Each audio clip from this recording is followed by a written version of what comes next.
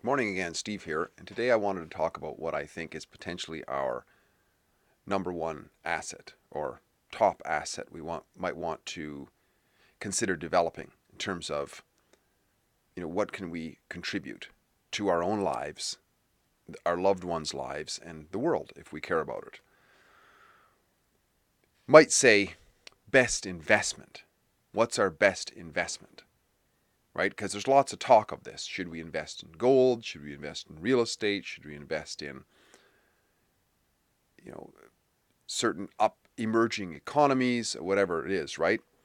And I've addressed this before, but I think it's worth talking about again just to get, thoughts going in our minds, my mind included, on this because, we all want a better quality of life. And the more we can, the stronger angle we can take into that ideal, the better off we're going to be, I guess.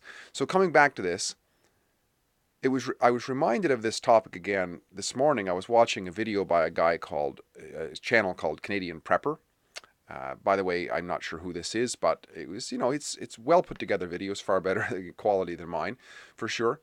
And a lot of thought can come from that in terms of you know what happens when the grid goes down, for example, and what have you. So where to invest, right? And this is going to be in terms of not only when the grid goes down, but just in practicality, right? So what I'm going to talk about hopefully will help with both of those. I'm going to try to approach this through a couple of stories because I don't really have any hard evidence for this other than anecdotal. So I'll approach it through kind of stories and opinion based stories. A number of years ago, I was up in northern BC doing some work, and a brother of mine was there. We were out for a walk on a Sunday or something like that, and we were talking about investments. And he asked me, what I thought was the best investment to get involved in these days. And, far be it for me to be an investment advisor. But my suggestion was probably ourselves would be the best investment. And, to become good at something or better than we were, something we differentiate ourselves from others, right?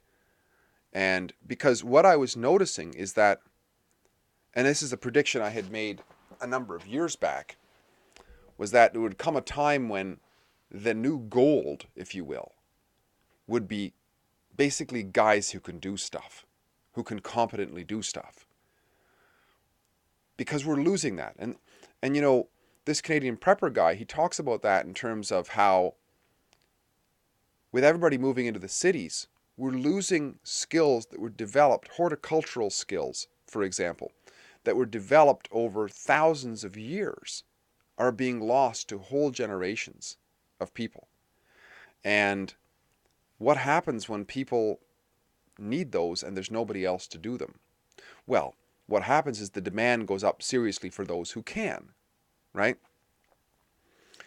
Going off the story of my brother and I walking, this is another brother. I got many brothers, by the way. So, going back to another story, I was talking to another brother not long ago about this very topic, about the demand for guys to do stuff. And he was talking about the story of how he considered getting involved in this business years ago when he lived in Victoria, BC. There was an old guy there who wanted to offload his business because he'd been doing it for years and he was getting too old to do it. But he didn't want to just sell it to anybody because he couldn't sell it to anybody. The skill level was so high in what he did. He required to apprentice somebody for up to 7 years, somebody who was suitable candidate, in order to be able to be up to that level. Now what he did, as an example, he did ornate plaster work on ceilings and whatnot of like cathedrals and castles and stuff like this. It was a skill that was so in demand that he'd have to go to places, I don't know, like St. Petersburg and Paris and stuff like that to do repairs and of course charge huge amounts of money. I remember somebody else telling me a story of a guy who once was a pipe organ tuner. And this guy, he had to go all over the world to tune pipe organs in large auditoriums or whatever that are, 100-year-old pipe organs, 200-year-old pipe organs and whatever. Those are extreme examples, but they don't have to be extreme examples anymore. And I've got one that's closer to home. Now, actually, last night, one of my customers called me. I live on the prairies, but I go out to the coast once in a while to do work. For one particular customer who used to live here, moved out there, and doesn't want to give up the expertise that I have, I guess. So he flies me out there a couple times a year to do maintenance on his office building and stuff like that. And he calls me up and told me that he has this friend who manages, I think, about 160 apartments in Vancouver, and she's having a heck of a time getting a maintenance guy. And she's flying this guy in periodically from Ontario, putting him up in a hotel, getting him to do work, and flying him back. And I'm thinking, well, why the heck would she have to do that? And then I recalled another story of somebody else, another family member who lives in Vancouver now, who'd been away for a long time, came back and realized that whole neighborhoods are gutted, basically. Their foreign investors have come in, bought up the whole neighborhood for millions of dollars, and the people have moved out. They moved out to the Fraser Valley and what have you. And what's left is sometimes vacant houses that are waiting for development permits, and a whole bunch of foreigners who don't have the skill sets that built that area, right? That built the high rises and stuff. It's largely working white men, largely, who built everything. And they're being pushed out, and the ones who are there are already working on existing projects. So what happens is that there's very few skilled men to fill those jobs. So they have to be flown in. So if you think about it now, it seems like the average guy who used to do just, the Maytag man or whatever is a hard guy to find anymore, a good one, because of diversity quotas and women in trades and all this sort of stuff. It's hard to know who can actually do the job, except that those who are in the real fields, they seek out guys, and when they get a hold of them, they're willing to pay a lot of money. Just like they weren't going to hire this ornate building in Paris wasn't just going to hire anybody to fix their plastered ceiling. They're going to fly a guy in from Victoria, BC, who's been doing this for years because he's the best, or he's near the top of the best. So I don't know if it's true or not, but it seems like my prediction or my assessment of a great investment is starting to come true. I'm not saying that my example is any vindication of that. Just in general, it kind of makes sense, right? The more and more we cluster people into the cities and get them to push papers and be in assembly lines in automated situations, the more we automate and whatnot, there's still a need for the problem solving kind of person, the human brain kind of thing. And it's going to be a while before, for example, you can bring a robot in to fix a repair on a brick wall, to effect a repair on a brick wall, or fix a hole that a doorknob went through and a piece of drywall and stuff. Sure, you can automate probably the construction of that building, at least the sections of it, the panels and whatever. You can automate all that. But all the little stuff, all the infill stuff, there's a hell of a lot of demand for. And there's always been. I mean, I used to work for a number of years for a company when I lived in the Vancouver area, and they did general contract, and they would, fix wings of hospitals and stuff like that. And my job was, I was the defect guy, deficiency guy.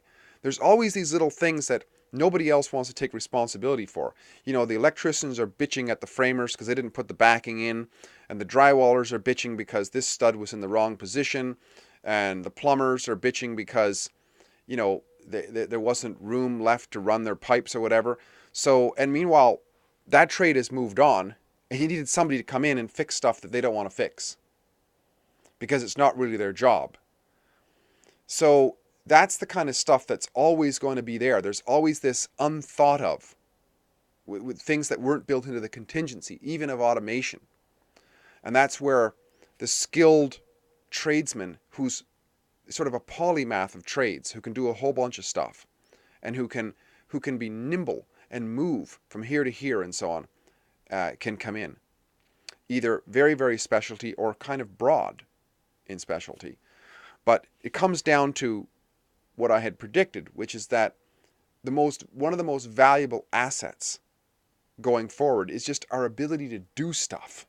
Because if we can do stuff in a world where more and more people who can't really do anything, they're told they can do everything. That's one of the problems, actually, in modern society, is so many people through schools and stuff is, hey, you can do everything, you can do everything. It's only because you're oppressed that you can't. Well, maybe you can't because you haven't got the experience the many, many years. Think about this guy who wanted to train an apprentice to put up that plaster properly. He was saying that he needed a guy for 7 years. Like, he couldn't conceivably think of how else he could train somebody to do that detail of work by just letting them watch a couple of safety videos, and giving them a ticket. That's everybody's got tickets today, right? Do you have a ticket for that? Do you have a ticket for that? Well, you know what? A ticket is not bloody experience. You didn't need tickets in the past. You needed experience, and that's what got you the job. And today everybody's got tickets, and the more tickets you've got, I heard the term credentialism, right? And that's the other thing too, is lots of people have lots of credentials. They're bringing in people from all over the world. They've got credentials. They got university degrees and stuff. The problem with that a lot of times is they're coming from places where they got caste systems. That's how the world ran, right? Look at India. They got a caste system. So if you're an educated class, you probably don't know how to do anything with your hands, right? You don't know how to change a flush valve on a toilet, because that's something you'd basically hire an untouchable or a slave for, and this is a challenge. This is a challenge that we're having because we don't have yet, anyways, untouchable and slaves here, right? You actually have to hire somebody for a good amount of pay to get stuff done. And therefore, I think it's a valuable asset, very valuable asset, and it's something that we can't create by fiat. We cannot create experience through just passing out tickets. Well, you got a ticket, you're a ticketed plumber now. Yeah, well, can you do anything? Can you do anything other than those exercises you learned in school? Can you think on your feet? How many, have you been, I'm no expert in what I do, but I've been tinkering with stuff since I was 5 years old. I was working in my dad's workshop until he'd kick me out because I'd lose his tools at, 8, 9 years old. And I've never stopped tinkering on stuff. That's a lot of experience, right? I'm pushing in on, 45 to 50 years of experience tinkering on stuff. Still got a hell of a lot to learn. Absolutely can learn from people all the time. But there's something, after so many years of doing something, things become innate.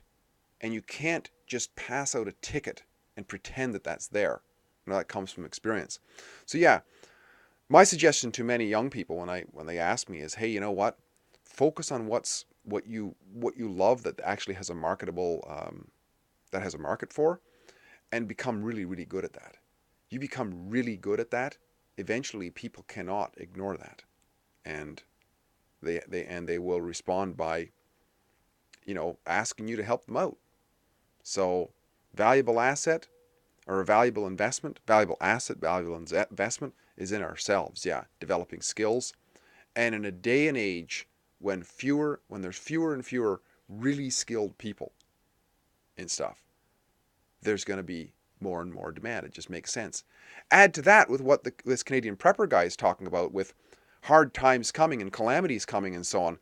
That's going to create even more demand, more value for people who can actually do stuff. Because, hard times is when tough men are needed, right? And by becoming skilled, you have to be basically a tough man or a tough woman to become skilled, because you got to put in the hard work and the hard knocks. So think about that anyways.